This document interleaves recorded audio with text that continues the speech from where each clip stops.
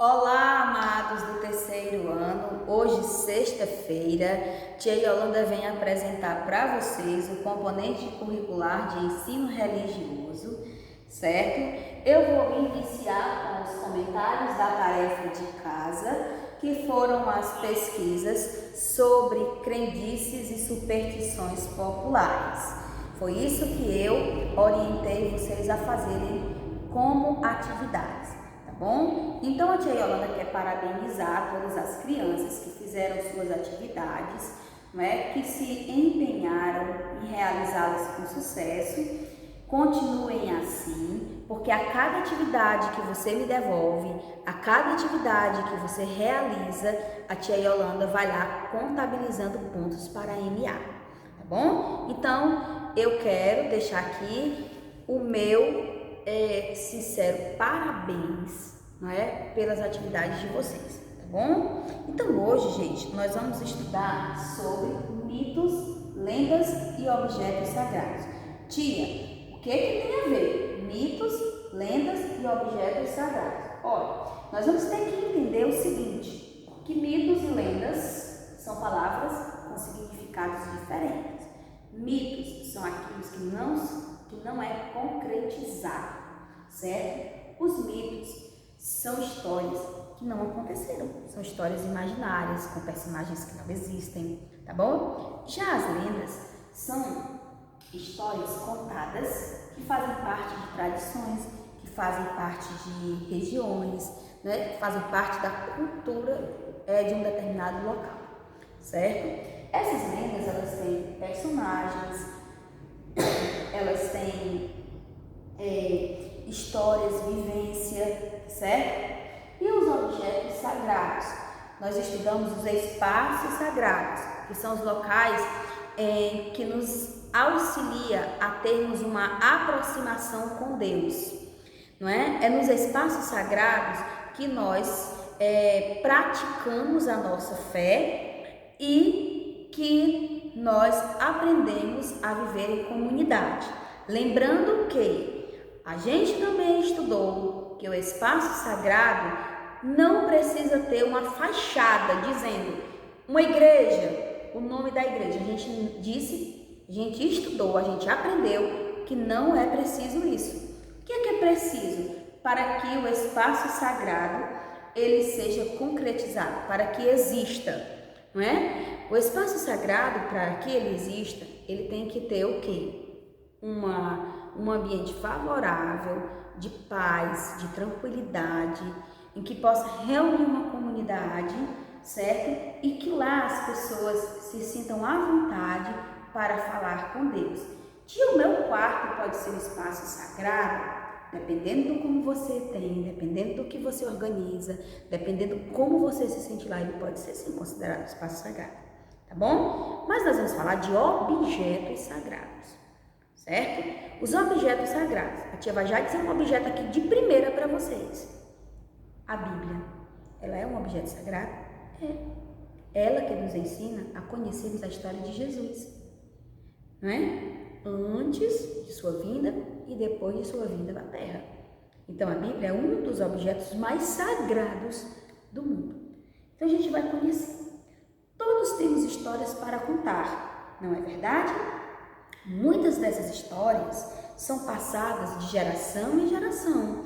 Hoje eu escuto a história dos meus avós, dos meus pais, dos meus bisavós. Você já está escutando a história dos seus avós. Então as histórias elas vão passando de geração em geração. A gente vai aprendendo que o passado existiu, que o passado tem história e que ele pode ser vivenciado no futuro. Cada história é única, pois cada povo tem seu jeito de viver, com suas crenças, seus símbolos, suas festas e seus ritos.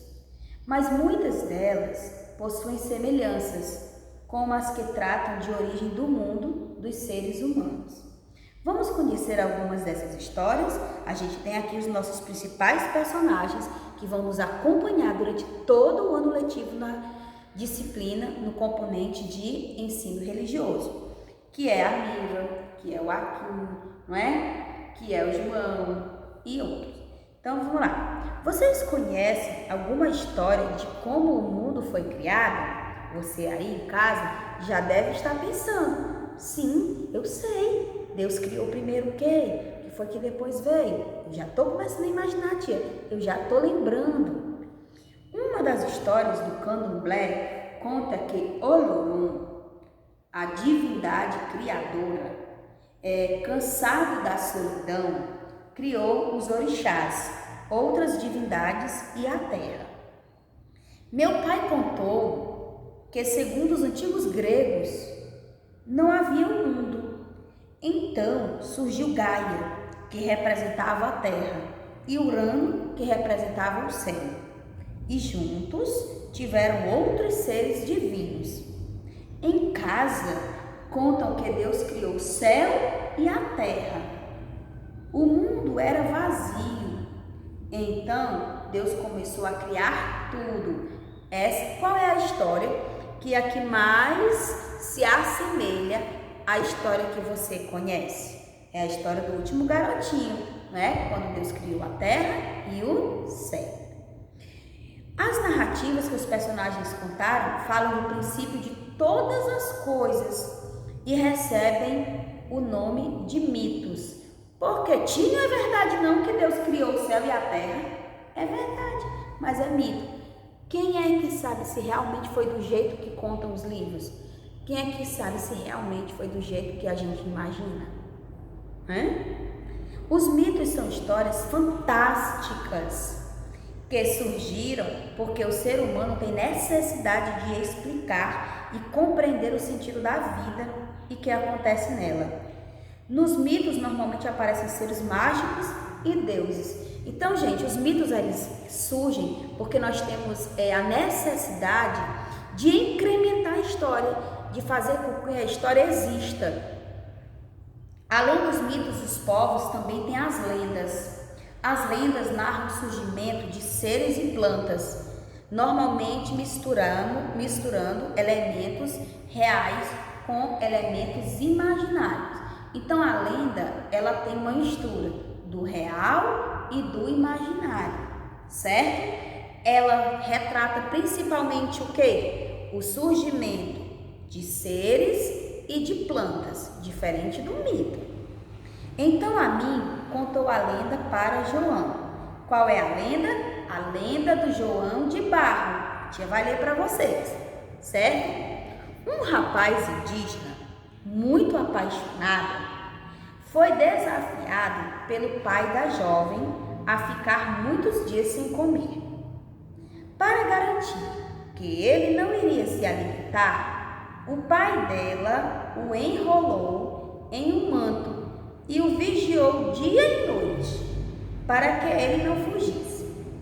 Passados alguns dias, quando o pai abriu o manto, o jovem havia se transformado em um lindo pássaro.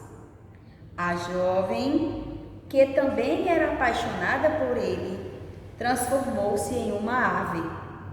Eles, felizes, voaram para a floresta e construíram em uma árvore seu ninho, e foi assim que surgiu o pássaro João de Barro. Então a lenda conta o surgimento de um ser. Quem é o ser? João de Barro, tá certo? Aí vem agora a página 47, nós estamos dentro do contexto, certo? A lenda contada por Amin narra a origem do pássaro João de Barro. Essa história é diferente das que foram contadas pelos personagens na página anterior. Comente, você vai fazer um comentáriozinho aqui breve. Você conhece alguma lenda de sua cidade ou região? Conte para seus colegas. Essa questão número 2, você não precisa fazer, tá bom? Agora, nós vamos na página 48. Em muitas tradições religiosas, alguns objetos têm valor especial e sua origem é cercada de histórias e lendas. Lembrem-se, na página anterior estudamos mitos e lendas, agora vamos estudar os objetos sagrados. O terço, por exemplo, é um objeto religioso utilizado para praticar as orações na tradição cristã católica. Usamos, aí vem aqui, não é, a meninazinha que vai falar para vocês. Usamos o Japamala, uma espécie de texto budista, agora de origem budista. Quando oramos diante de uma imagem de Buda e oferecemos, por exemplo, flores, incensos, velas, alimentos e água para ele. Para quem? Para o Buda. Na tradição budista, cada elemento que acompanha a imagem de Buda representa uma virtude. A flor representa a paciência e o ciclo da vida.